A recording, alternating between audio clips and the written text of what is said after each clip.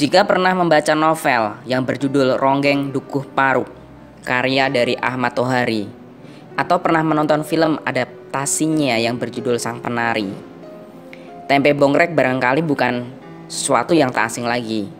Makanan inilah yang menyebabkan orang-orang Dukuh Paruk beserta ronggengnya keracunan hingga meninggal. Kejadian tersebut juga mengawali kisah Srindel, anak dari pembuat tempe bongkrek yang kemudian menjadi ronggeng di kemudian hari. Tempe bongkrek merupakan makanan yang populer dari tempat asalnya, yakni Banyumas, Jawa Tengah. Tak seperti tempe biasa, tempe bongkrek terbuat dari campuran kedelai dan ampas atau bungkil kelapa yang kemudian difermentasi. Karena murah, tempe bongkrek menjadi salah satu makanan yang digemari masyarakat pada zaman itu. Namun dalam sejarahnya, seperti pada novel Ahmad Tohari, tempe bongkrek pernah menyebabkan keracunan dan kematian massal secara berkala.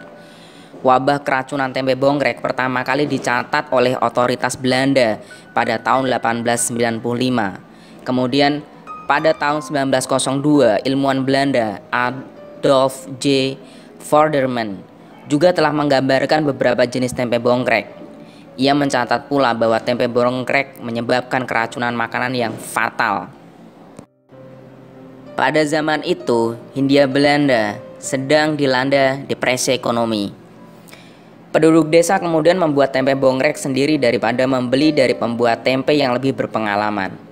Hal ini menyebabkan banyak orang keracunan. Per tahun, tempe bongkrek beracun menyebabkan 10 hingga 12 orang meninggal dunia. Hanya sedikit yang selamat. Penduduk desa setempat percaya bahwa keracunan tersebut disebabkan oleh roh jahat atau yang disebabkan oleh Dewi Samudra Hindia yang sedang marah.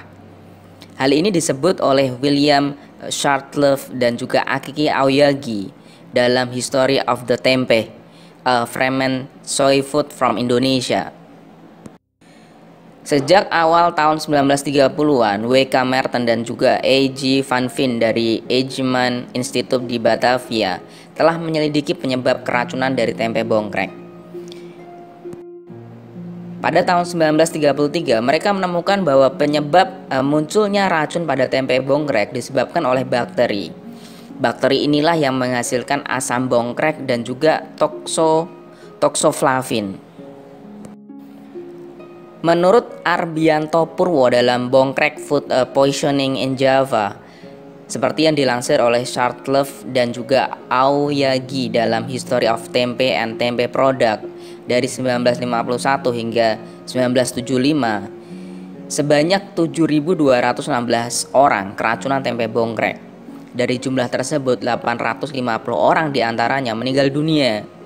Hal ini menunjukkan 11,8% dari mereka yang keracunan berakhir dengan meninggal, atau rata-rata 34 orang meninggal dalam setahun. Sementara itu, pada tahun 1975 tampaknya menjadi tahun terburuk kasus keracunan dari tempe bongkrek. Sebanyak 1.036 orang keracunan dan 125 orang meregang nyawa. Kemudian pada tahun 1977, meski jumlahnya menurun, lebih dari 400 orang keracunan dan 70 orang korban yang meninggal. Pada tahun 1962, pemerintah Indonesia telah melarang produksi tempe bongkrek. Namun larangan ini tidak berhasil dan keracunan terus saja terjadi hingga tahun 1980-an. Tercatat pada 1988, racun tempe bongkrek memakan 37 orang di Banyumas. Oke, itu saja informasi yang bisa saya bagikan. Mohon maaf jika ada salah-salah kata dan salah-salah sebut. Semoga bermanfaat. Thank you for watching. Assalamualaikum warahmatullahi wabarakatuh.